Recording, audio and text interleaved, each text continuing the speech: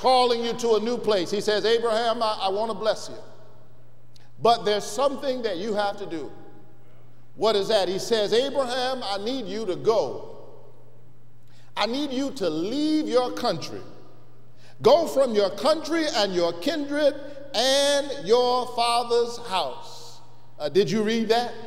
He said, go from your country and go from your kindred and go from your father's house. Now, those are some very specific instructions. Go from your country, leave it. Go from your kinfolk. Go from your father's house. Those are very specific instructions. Well, if God, you're going to give me specific instructions about what I'm leaving, you need to tell me where I'm going. I want you to leave your country and your kindred and your father's house. Well, where am I going? God says, well, don't worry about that. Just go. I'll show you. That's just like God.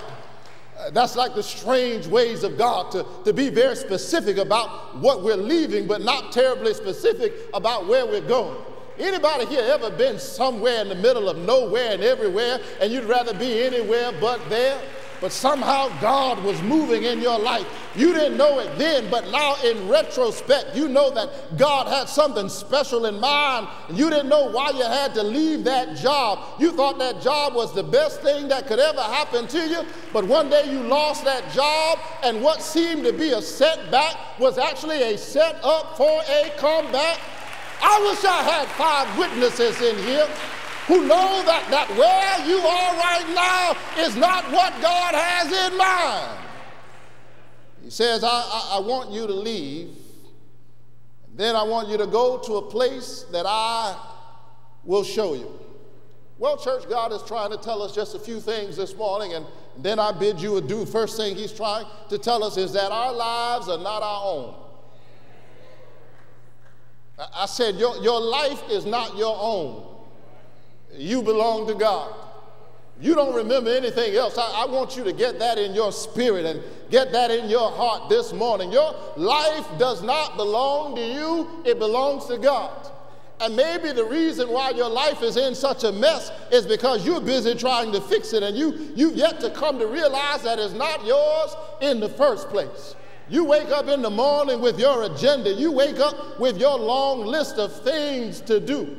But somehow God will sometimes send you something that is a tragic intrusion. You understand what I'm saying? Young man woke up the other morning on his way down to the university. But somehow tragedy ended his life, and God preserved his life. But it reminds us that we ought not take anything for granted. You can't take your breath for granted. You can't take the fact that you can drive your car for granted. We get in the car, we don't even worry about it. We press on the gas, and we expect it to do what it's supposed to do. We press on the brakes, we expect it to stop when it's supposed to stop. But every now and then, tragedy enters our life, and yet God places a hedge of protection around us and reminds us that our life is not ours, it belongs to God. So you ought to humble yourself. And when you come to God's house, you ought to praise God. You ought not have to wait on somebody to tell you to praise God.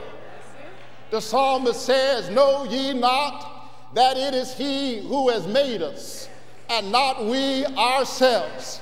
And so I don't need a call to worship. I came to worship. I'm going to enter into his house with thanksgiving.